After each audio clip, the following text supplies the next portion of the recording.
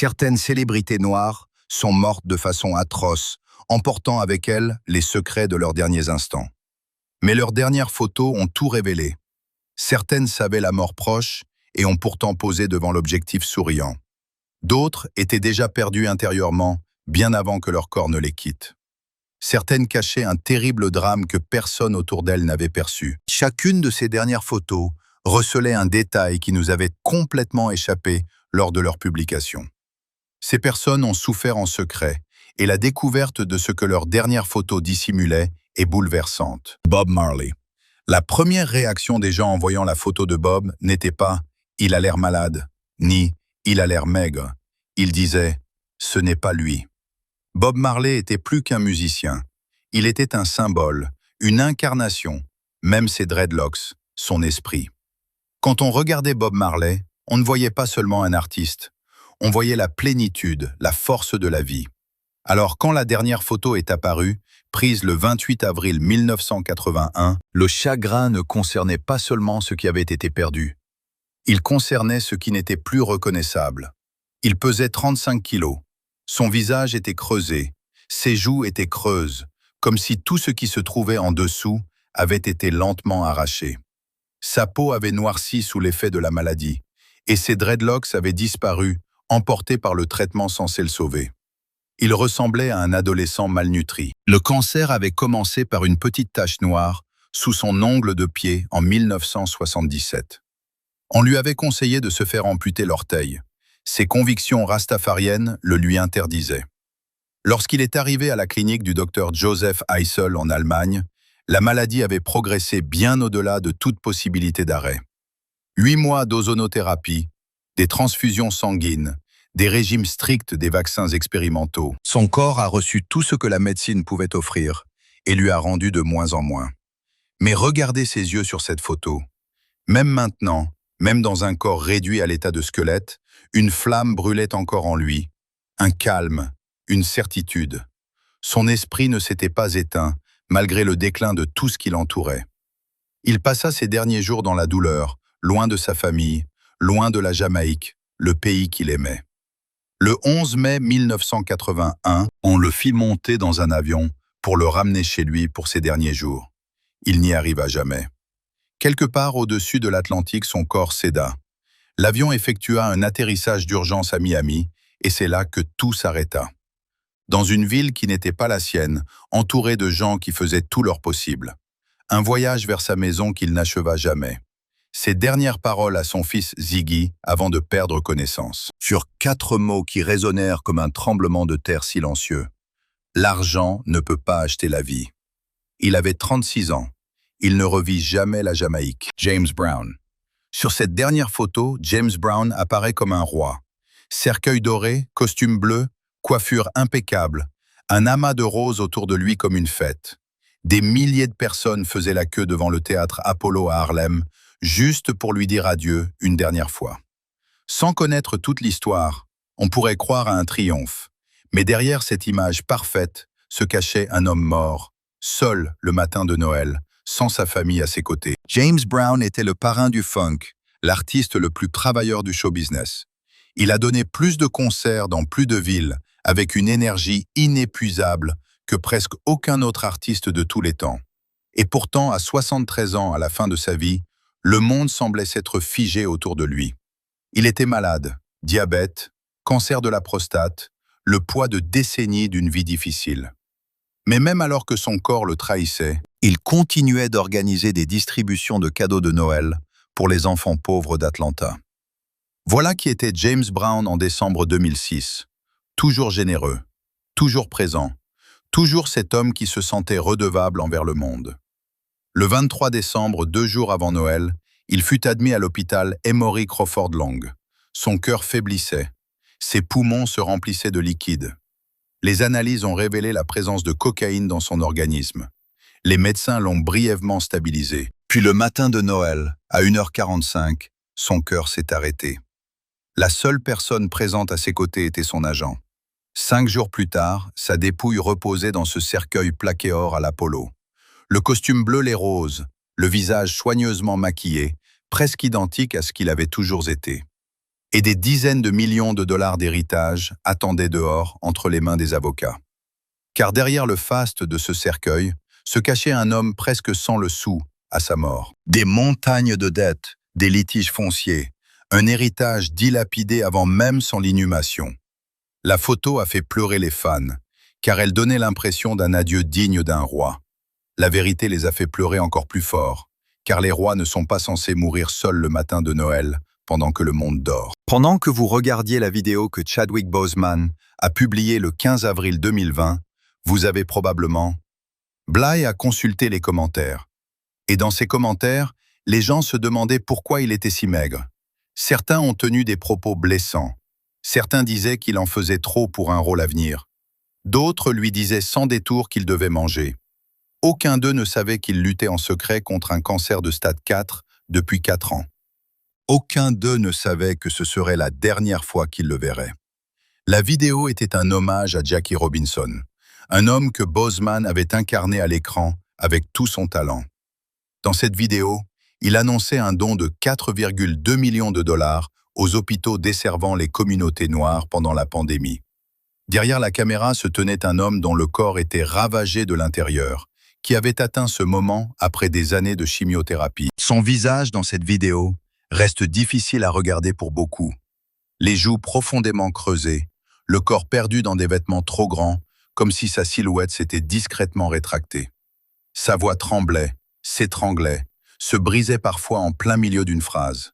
Et pourtant ses yeux restaient parfaitement fixes.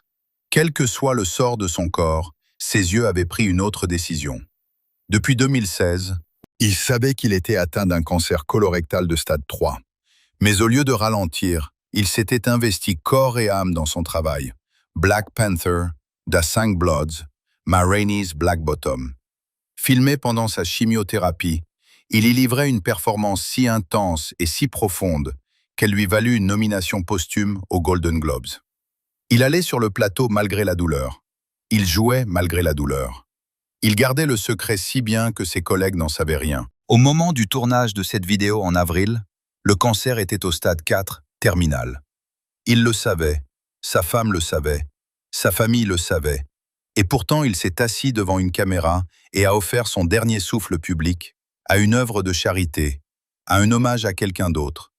Le 28 août 2020, il est décédé chez lui à Los Angeles. Il avait 43 ans, entouré de sa famille. À l'annonce de sa mort, les gens ont revu la vidéo. Ils l'ont regardée à nouveau. Et cette fois, en observant son visage, ses joues creuses, sa silhouette fragile, ses yeux intacts, ils ont enfin compris ce qu'ils avaient vu. King Von. 2 photos de King Von, prises à une semaine d'intervalle, existent. Sur la première, il est à une fête. Il rit d'un rire qui vous illumine le visage et les épaules un rire incontrôlable. Ses yeux brillent.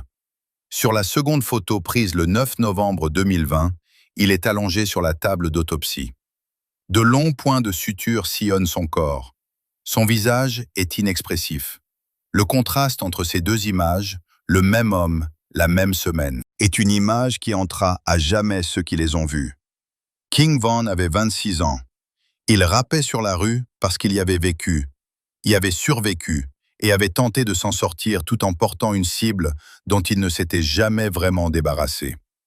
Dans la nuit du 6 novembre 2020, King Von et son groupe arrivaient devant le Monaco Hookah Lounge à Atlanta, en provenance d'une boîte de nuit. Une dispute a éclaté. Elle a rapidement dégénéré. Des coups de feu ont déchiré le calme de la nuit. King Von a été touché à plusieurs reprises. Il a été transporté d'urgence à l'hôpital. Tous les efforts ont été vains. 2 autres personnes sont également décédées cette nuit-là. Plusieurs autres ont été blessés. Et le 9 novembre, la photo de l'autopsie a fuité, publiée sans autorisation, sans aucun égard pour sa famille ni sa mémoire. Les points de suture, l'immobilité, la crudité, digne d'un film d'horreur. L'indignation a été immédiate. On a crié à la profanation, et à juste titre. Mais cette photo a aussi forcé une prise de conscience, car King Von nous avait raconté sa vie depuis le tout début. Les histoires racontées dans sa musique étaient des messages. Sa fille grandira dans un monde où ces 2 photos existent, celle où il rit et l'autre toutes deux accessibles à quiconque possède un téléphone. C'est ce qui vous hante longtemps après la fin de la vidéo. La dernière photo d'Otis Redding est en noir et blanc, ce qui la rend d'autant plus poignante. Une petite barque sur un lac, sombre la glace flottant à la surface, en morceaux déchiquetés. Et c'est là qu'ils l'ont trouvé. Les sauveteurs étaient tellement penchés par-dessus bord qu'ils semblaient sur le point de basculer eux-mêmes. Ils ont fini par le remonter, mais il n'était plus qu'un petit corps inerte, enveloppé dans ses vêtements sombres et trempés. C'était Otis Redding. La ceinture de sécurité était encore attachée, son visage impassible. Il avait 26 ans. Otis Redding était le roi de la soul. Une voix si pleine et si humaine qu'elle semblait court-circuiter les oreilles pour aller droit au cœur. Il créait une musique capable de faire pleurer des inconnus en public sans que cela ne provoque de véritables émotions. Il composait une musique qui faisait pleurer des inconnus en public sans qu'ils s'en rendent compte. Il n'en avait pas honte. Il était au sommet de sa vie et de sa carrière le 10 décembre 1967, lorsque le drame survint. Il embarqua à bord d'un Beechcraft H-18 avec son groupe les Bar-Kays à destination de Madison, dans le Wisconsin. Les conditions météorologiques étaient désastreuses, un froid glacial, un ciel gris et bas menaçant. L'avion descendit vers le lac Monona et en un instant terrible s'y abîma, formant un angle d'environ 35 degrés. 7 personnes périrent. Un seul membre du groupe survécut, Ben Collet, qui s'accrocha à un coussin de siège dans l'obscurité glaciale et raconta plus tard avoir entendu les autres crier autour de lui avant que leurs voix ne s'éteignent une à une. 3 jours avant le crash, Otis Redding avait enregistré « Sitting on the Dock of the Bay », la chanson qui allait le définir. Cette chanson parle d'un homme contemplant l'eau. Il ne l'entendit jamais sortir. Il ne sut jamais qu'elle atteindrait la première place des charts. Il ne vit jamais ce qu'elle devint. L'une des chansons les plus emblématiques de l'histoire de la musique américaine. Jay Dilla. Jay Dilla n'était pas obligé d'être en tournée européenne pour la dernière fois. Son corps ne lui permettait plus de monter sur scène. Ses mains tremblaient. Il avait besoin d'un fauteuil roulant pour se déplacer. Sa casquette était 2 fois trop grande. Assis sur un visage ravagé par la maladie, il ne ressemblait plus guère à l'homme que ses fans avaient suivi pendant des années. Mais le 16 décembre 2005, il était sur scène, assis dans ce fauteuil roulant, vêtu de cette veste trop grande, comme s'il essayait de dissimuler ce qui disparaissait en dessous. Parce qu'il n'avait pas encore dit son dernier mot. Parce que s'il le pouvait, il serait là. Cette photo est la dernière image que la plupart des gens ont de lui vivant. James Yancey, alias Jay Dilla, était l'un des plus grands producteurs de musique de tous les temps. Il créait une musique qui évoquait les souvenirs. À partir de 2005, sa vie a commencé à s'effondrer. 2 maladies ont commencé à le détruire simultanément.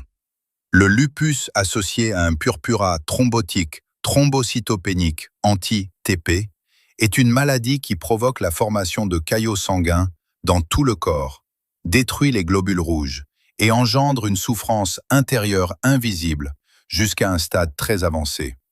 Son corps se déchirait de l'intérieur. La douleur était constante. Sa respiration devenait difficile. Il maigrissait à vue d'œil. Anémique fragile, squelettique. Il continuait pourtant à composer. Sa boîte à rythme MPC et sa table de mixage furent installées dans sa chambre d'hôpital au Cedars Sinai. Dans cet espace blanc et austère, rempli de machines et de perfusions, il acheva l'album Donuts. Allongé dans son lit, chaque nuit, il écoutait les sons qu'il avait créés, les laissant résonner dans un corps qui s'éteignait peu à peu. Donuts sortit le 7 février 2006, jour du 32e anniversaire de Jay Dilla. Il en reçut des exemplaires à l'hôpital. Il tenait l'album physique entre ses mains. 3 jours plus tard, le 10 février, il s'éteignait, emporté par les 2 maladies qui le rongeaient. Le monde musical qu'il avait discrètement bâti, celui qui n'a pleinement reconnu son génie qu'après sa disparition, a accueilli Donuts comme un chef-d'œuvre. Il n'en a jamais été témoin. Il n'a jamais su ce que ces sonorités sont devenues lorsque le monde les a enfin entendues à leur juste valeur. Il avait 32 ans. Il a fêté son anniversaire. Il a tenu l'album entre ses mains, puis il l'a laissé partir. Prince. Paisley Park était le monde de Prince. Il l'avait construit pour ne jamais avoir à le quitter. Studio d'enregistrement, Salle de spectacle, tout était scellé, contrôlé et entièrement à lui. Un lieu où il pouvait exister en toute liberté. Sur la photo du 16 avril 2016, il parcourt le domaine à vélo argenté. Il paraît plus petit qu'on ne l'aurait imaginé, drapé de noir, le corps brisé, dénué de son assurance d'antan. Chaque coup de pédale exige bien plus que ce que son corps fragile peut encore donner. Il avait pris des analgésiques avant de partir. Ce détail compte. Prince avait maintenu un niveau physique extraordinaire pendant 4 décennies. Les grands écarts, les talons hauts. Des décennies de ce genre de performance laissent des traces sur les os, les articulations et la colonne vertébrale. Début 2016, les douleurs à sa hanche et à son dos étaient devenues insupportables. Il s'était alors tourné vers le fentanyl, cet opioïde de synthèse qui en 2016 tuait déjà des dizaines de milliers d'Américains et qui allait aussi le tuer. Ce qui rend la photo à vélo insoutenable, c'est qu'elle a été prise le lendemain de l'épisode où il a frôlé la mort. Le 15 avril 2016, l'avion de Prince a effectué un atterrissage d'urgence à Moline, dans l'Illinois. On l'a retrouvé inconscient. On lui a administré du Narcan, le médicament utilisé pour contrer les surdoses d'opioïdes. Et il a repris conscience. Peu après, il est entré dans une pharmacie et le lendemain, il a enfourché son vélo et a traversé Paisley Park dans la lumière de l'après-midi. La veille de sa mort, on l'a vu dans une pharmacie Walgreens, amaigri le visage, tendu, le regard empreint d'anxiété. Il achetait des analgésiques. C'était la 3e boîte du mois. Le 21 avril 2016, Kirk Johnson, accompagné de 2 complices, a forcé l'ascenseur de Paisley Park. Kirk était un employé de longue date et un ami. Il a trouvé des empreintes sur le sol inanimé. La cause du décès a été confirmée plus tard, une overdose de fentanyl. L'homme qui s'était construit une forteresse pour se protéger est mort seul dans un ascenseur dans l'immeuble dont il était propriétaire. Et la dernière photo de lui vivant le montre parcourant lentement ce monde dans l'après-midi déjà hors d'atteinte. Il avait 57 ans. Whitney Houston. Les obsèques de Whitney Houston devaient être privées, réservées à sa famille. Mais quelqu'un dans la pièce avait un téléphone. Le lendemain matin, Whitney Houston faisait la une du National Enquirer dans son cercueil vêtu d'une robe violette, des pantoufles dorées soigneusement posées à ses pieds, des bijoux étincelants au cou. La photo s'est répandue à une vitesse presque violente. En quelques heures, elle était partout. Elle avait passé ses derniers mois seule, dans une pièce sombre, à regarder des vidéos d'elle-même. Et puis quelqu'un l'a mise à la une. La voix de Whitney Houston n'était pas simplement une grande voix. Elle s'imposait sur chaque scène où elle se produisait. Elle captivait le monde entier. Et début 2012, cette voix, ainsi que le cœur, ce qui la portait et les poumons qui la soutenaient, avaient été silencieusement détruits. Elle a été retrouvée le 11 février 2012 dans la chambre 434 de l'hôtel Beverly Hilton, dans la baignoire. La cause du décès, une noyade accidentelle aggravée par une maladie cardiaque et la consommation de cocaïne. Elle était restée longtemps dans l'eau avant d'être découverte. La femme qui avait rempli les plus grandes salles du monde est morte seule dans une salle de bain d'hôtel l'après-midi précédant une soirée des Grammy Awards à laquelle elle devait assister. Sur la photo prise avant son décès, elle est paisible. La robe violette, les pantoufles dorées, le maquillage soigné, les fleurs. Sa famille était furieuse, ses fans étaient dévastés. Photographier une femme lors d'un adieu familial intime, vendre cette image, transformer son dernier moment de paix en une de tabloïd, c'était une violation de son intimité. Elle n'a pas eu droit à l'intimité de son vivant. Elle ne l'a pas eue après sa mort. Et la blessure la plus profonde, celle qui ne se referme jamais vraiment, c'est celle-ci. 3 ans plus tard, sa fille Bobby Christina fut retrouvée face contre terre dans une baignoire, dans une maison de banlieue d'Atlanta. Elle ne reprit jamais connaissance. Elle mourut 6 mois plus tard. Mère et fille, de la même façon, dans la même pièce, 2 femmes, 2 baignoires, et une douleur indicible. Jimi Hendrix. Regardez les yeux de Jim Hendrix sur cette photo. Un petit jardin derrière un appartement londonien. Douce lumière d'après-midi, des arbres verdoyants, une scène digne d'un tableau. Jimi Hendrix est assis à une table basse, sa précieuse Fender Stratocaster entre les mains. Mais son regard est ailleurs. Il est rivé au sol. Ses épaules sont affaissées. La posture d'un homme qui porte un fardeau trop lourd depuis trop longtemps et qui n'est plus sûr de pouvoir le supporter. L'énergie qui l'animait sur scène, cette vitalité électrique sur cette photo, prise le 17 septembre 1970, a disparu. Il a 27 ans. Dans quelques heures, il sera mort. La pression s'accumulait depuis des mois. Contrat procès, conflit avec son ancien manager au sujet de l'argent, des droits d'auteur et du contrôle. Un rythme de tournée effréné qui l'avait épuisé physiquement et mentalement. Il avait commencé à dépendre des somnifères et de l'alcool pour tenter de grappiller quelques heures de repos.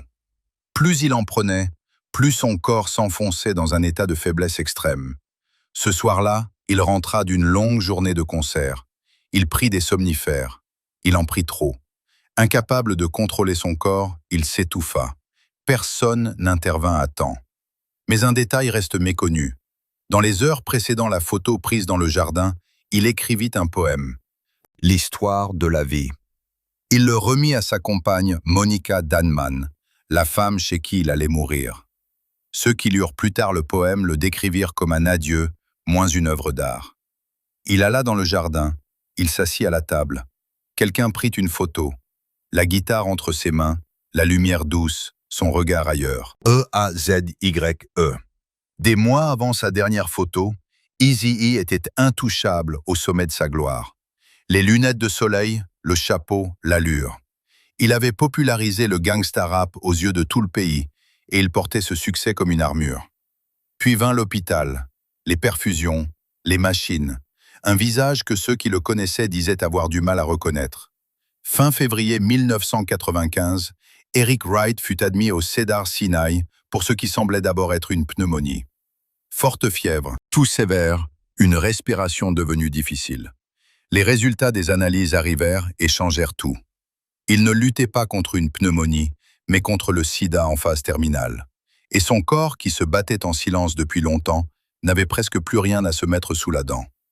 La détérioration fut catastrophique par sa rapidité. En quelques jours, d'étranges ecchymoses apparurent sur sa peau. Il maigrit à vue d'œil. Son système immunitaire déjà anéanti ne pouvait plus le protéger de rien. Chaque respiration lui demandait un effort considérable. Il était allongé dans une chambre d'hôpital immaculée, entouré de machines, bercé par le bourdonnement discret des appareils qui travaillaient plus dur que son corps ne le pouvait. Quelqu'un a pris une photo. Sur celle-ci, Eazy-E paraît 2 fois plus âgé, comme un homme qui s'éteint peu à peu. Le visage qui, sur les pochettes d'albums, affichait une assurance inébranlable, était désormais émacié. Les yeux cernés, le teint pâle marqué par une maladie grave.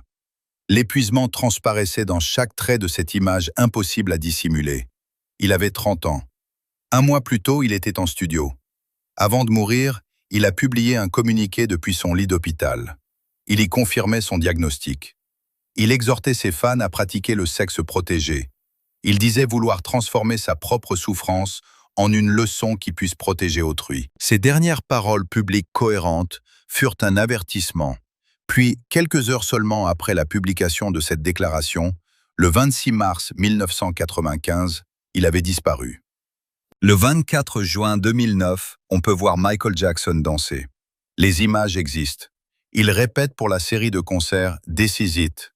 50 concerts à guichet fermé, la plus grande tournée de retour de l'histoire de la musique.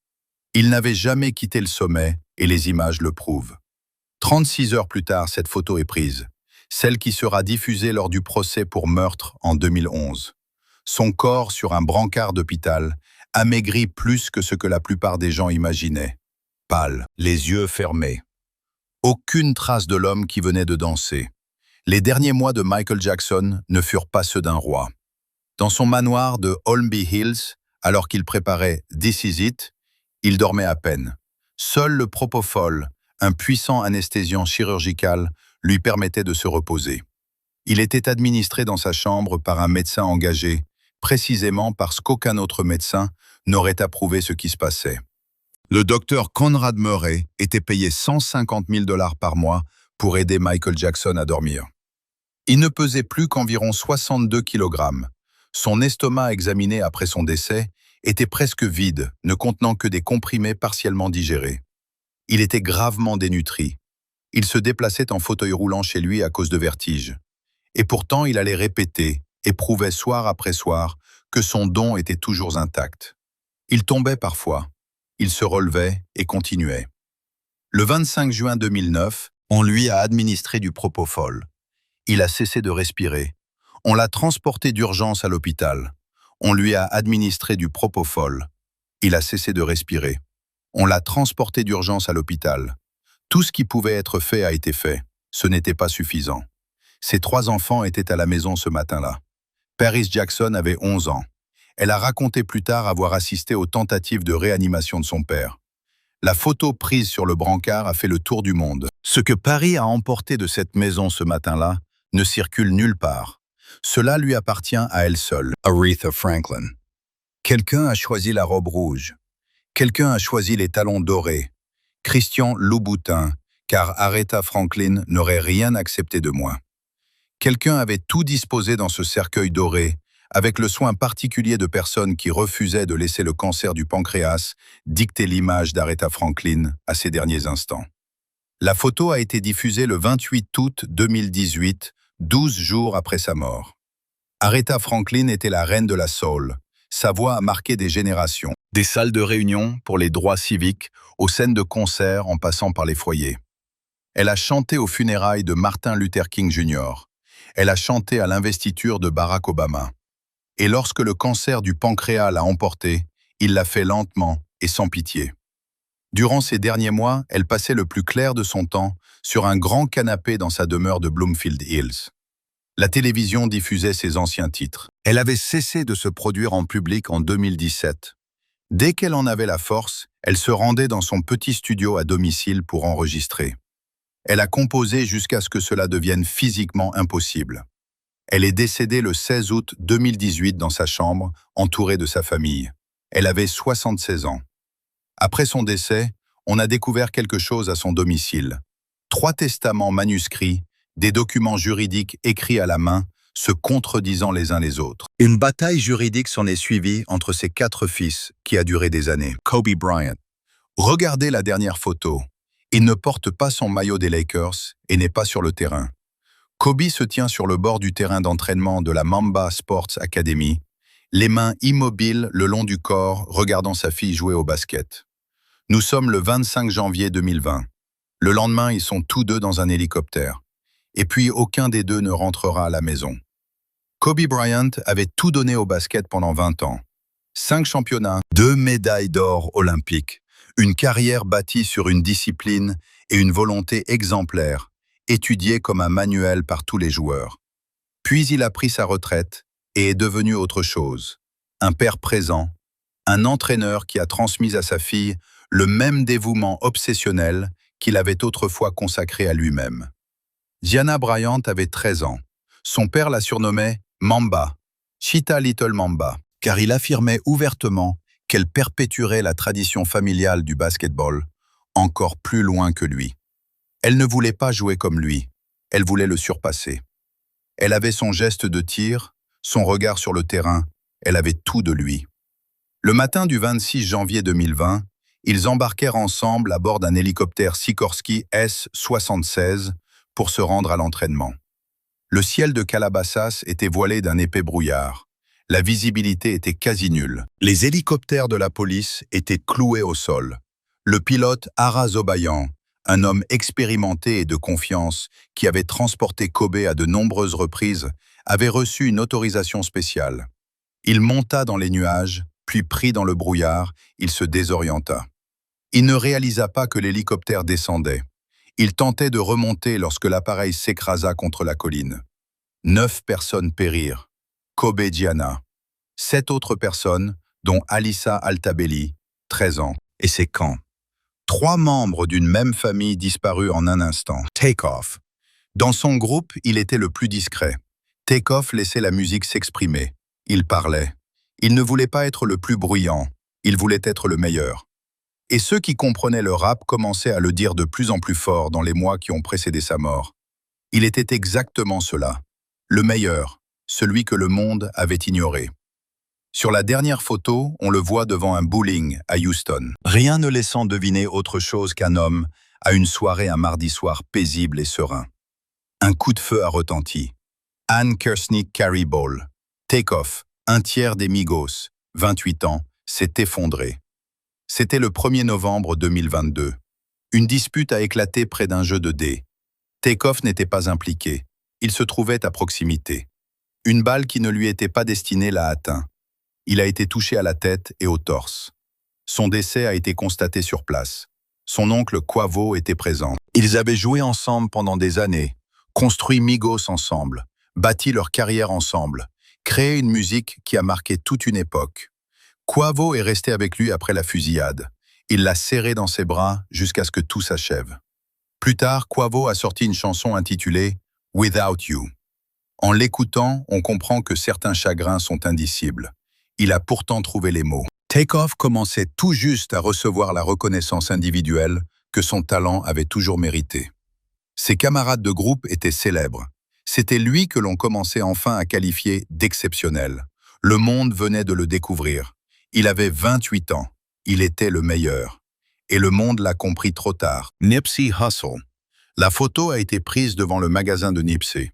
Le parking du magasin Marathon Clothing sur Slauson Avenue, à Los Angeles, le quartier où il revenait chaque après-midi, baigné par le soleil, discutant avec les gens présents dans le quartier, comme toujours. Et puis un homme nommé Eric Holder s'est approché et lui a tiré dessus à plusieurs reprises. Nipsey Hussle avait 33 ans.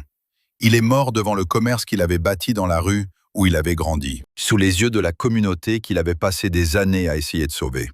Le magasin de vêtements Marathon CL était une affirmation le sud de Los Angeles méritait des investissements de la dignité et quelqu'un prêt à s'y investir et à se battre pour cela. Il venait de signer un rendez-vous avec la ville de Los Angeles pour discuter de la prévention de la violence des gangs. La réunion était prévue le lendemain de sa mort, la veille de son décès. Il avait publié sur son compte Instagram « Avoir des ennemis redoutables est une bénédiction ». La dernière photo montre un homme debout devant son magasin, un dimanche après-midi détendu chez lui. Les gens autour de lui sourient. Il est exactement là où il avait choisi d'être. Sa fille avait 2 ans. Son fils avait 10 ans. Sa compagne, Lauren London, était à ses côtés depuis des années. Le quartier qu'il avait vu grandir a formé une haie d'honneur le jour de ses funérailles, s'étendant sur des kilomètres dans les rues de Los Angeles. Les gens sont restés debout pendant des heures simplement pour lui rendre hommage, comme il l'avait fait pour eux. Ce qu'il a construit est toujours là, portant son nom, car certaines choses survivent même aux fins les plus cruelles. Pop Smoke. C'est lui-même qui a publié cette dernière photo. Pop Smoke. C'est lui-même qui a publié cette dernière photo. Bashar Baraka Jackson, alias Pop Smoke, âgé de 20 ans, avait publié une photo sur sa story Instagram de la maison où il séjournait, une villa louée dans les collines d'Hollywood. L'adresse était visible sur l'image. Il ne la connaissait pas. Il avait 20 ans. Il était surexcité. Il venait de tourner un shooting pour un magazine. Il était à Los Angeles, profitant pleinement de la vie que la musique lui avait permis de vivre. Il a publié la photo comme n'importe quel jeune de son âge l'aurait fait, pour montrer où il était, pour partager l'instant présent, pour ouvrir son intimité au monde entier. Quelqu'un l'a vu. Cette personne connaissait l'adresse. Et aux premières heures du 19 février 2024, personnes ont fait irruption dans la maison. Pop Smoke a été abattu lors de ce cambriolage.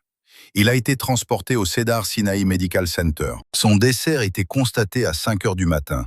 Son premier album, Shoot for the Stars, Aim for the Moon, est sorti à titre posthume 4 mois plus tard. Il s'est classé numéro 1 des ventes. Sa voix a résonné dans le monde entier. Les fans qui ignoraient son nom en février le connaissaient déjà en juin. Il a été emporté avant même que sa carrière n'ait véritablement commencé. La séance photo pour le magazine dont il ignorait le nom en février a été publiée après sa mort. Sur ces photos, il incarne parfaitement la star qu'il était en train de devenir. Confiant, présent, charismatique. Le fossé entre l'image qu'il projetait sur ses photos et la réalité, quelques heures seulement après la publication de ces clichés depuis sa maison, est un fossé que les fans peinent encore à combler. Cette innocence pure, ordinaire, juvénile, de partager son lieu de vie par fierté et bonheur, sans savoir encore que le monde recèle des personnes capables d'utiliser ces informations pour vous anéantir et ce qui fait pleurer les fans. Lisa, œil gauche, Lopez. Lisa pressentait le pire et l'a confié devant la caméra quelques jours avant sa mort. En avril 2002, Lisa Lopez se trouvait au Honduras pour une retraite personnelle. Elle avait emmené une équipe de tournage. Elle a tout filmé. Dans les images tournées quelques jours avant sa mort, elle regardait droit dans la caméra et disait avoir frôlé la mort, qu'elle avait failli y passer. Elle avait 30 ans. Son visage était l'un des plus reconnaissables du monde de la musique. Elle était Left Eye de TLC, la troisième membre fougueuse, imprévisible et brillante de l'un des groupes féminins les plus vendeurs de tous les temps. Le 25 avril 2002, elle se trouvait dans une voiture avec 8 autres personnes sur une route de campagne. Le conducteur a fait une embardée pour éviter un enfant qui avait traversé la route. Le véhicule a dérapé et s'est renversé. Lisa a été la seule victime. Tous les autres ont survécu. Elle filmait dans la voiture. La caméra a continué d'enregistrer un instant après l'accident, et quelque part dans les images qu'elle a laissées, elle avait déjà dit adieu, sans même s'en rendre compte. La dernière photo d'elle vivante, extraite du documentaire, montre une femme pleinement présente. Elle semble absorbée par une conversation qu'elle n'a pas encore terminée. Elle ne l'a jamais terminée.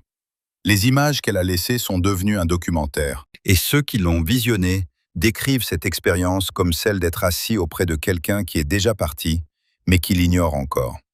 Tupac Shakur. La photo de cette soirée est devenue l'une des images les plus étudiées de l'histoire de la musique. Elle a été prise par hasard lors d'un match de boxe le 7 septembre 1996 à Las Vegas. Tupac Shakur avait 25 ans. Il était au MGM Grand ce soir-là pour assister au combat entre Mike Tyson et Bruce Seldon, entouré d'amis et de collègues. Il était l'une des personnes les plus célèbres de la planète. Il venait de terminer un tournage. Plusieurs albums étaient en préparation. Sur la photo, il est vivant, comme Tupac l'était toujours, pleinement, intensément, de tout son corps. Il ne se retient pas. Il ne l'a jamais fait. Après le combat, une bagarre a éclaté dans le hall du MGM Grand, impliquant un membre des Crips. Tupac y a participé. L'énergie de cette altercation a suivi le groupe dans la nuit de Las Vegas.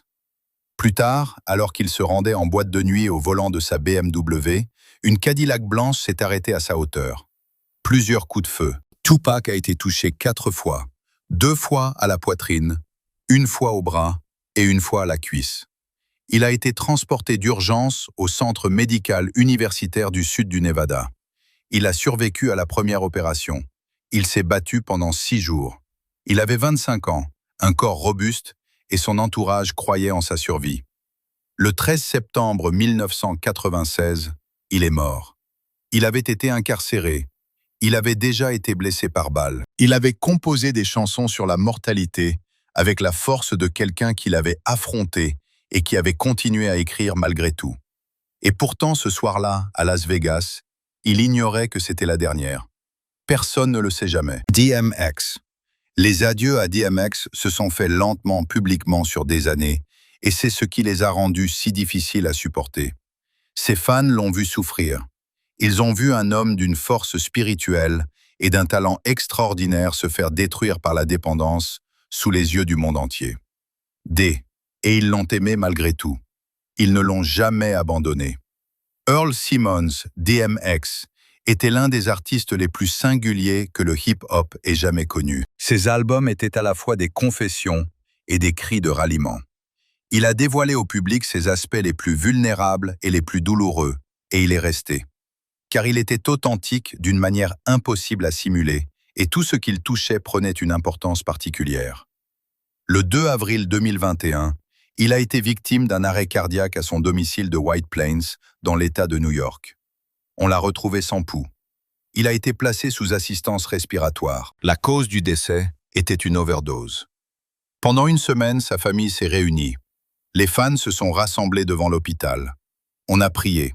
On a partagé d'anciennes vidéos. Le 9 avril 2021, Earl Simmons est décédé. Il avait 50 ans. Ses dernières photos prises lors de ses dernières apparitions publiques montrent un homme qui conservait une force d'âme intacte, même si son corps portait le poids de toutes les épreuves qu'il avait traversées. Il souriait. Il se produisait sur scène. Trayvon Martin. C'est cette photo qui a tout changé. Trayvon Martin n'était pas une célébrité. C'était un jeune homme de 17 ans, originaire de Miami Gardens, en Floride, qui s'était rendu à une supérette pour acheter des Skittles et un thé glacé lorsqu'il a été abattu sur le chemin du retour. George Zimmerman lui a tiré dessus le 26 février 2012 dans un quartier de Sanford, en Floride, et n'a pas été arrêté dans un premier temps. Dans la douleur et la colère qui ont suivi, sa mère, Sabrina Fulton, a pris une décision quant à l'image que le monde allait voir. D'autres photos de Trayvon circulaient déjà en ligne, des photos qui le faisaient paraître plus vieux et plus menaçant. Sabrina les a toutes refusées. Elle a choisi une photo de lui souriant, vêtu d'un sweat à capuche, et l'a transmise directement aux médias afin que chaque chaîne de télévision, chaque pancarte lors d'une manifestation diffuse la même image. Elle a contrôlé l'histoire avant même que les médias ne la façonnent à sa manière. Et sur cette photo innocente, il ne ressemblait en rien à l'image que le public se faisait de lui. Cette photo est devenue l'une des images les plus emblématiques de l'histoire américaine. Trayvon était au téléphone avec sa petite amie Rachel Jontel lorsqu'il est rentré à pied dans son quartier. Il s'est aperçu qu'il était suivi et lui a dit qu'il avait peur. Ce furent ses derniers mots, avant que la communication ne soit coupée. Zimmerman a été inculpé 44 jours après la fusillade, seulement après que l'affaire soit devenue une crise nationale. Trayvon Martin n'a pas pris la dernière photo. Elle a été prise alors qu'il était vivant, souriant et inconscient de ce qui se passait. Sa mère l'a conservée et, le moment venu, l'a rendue publique.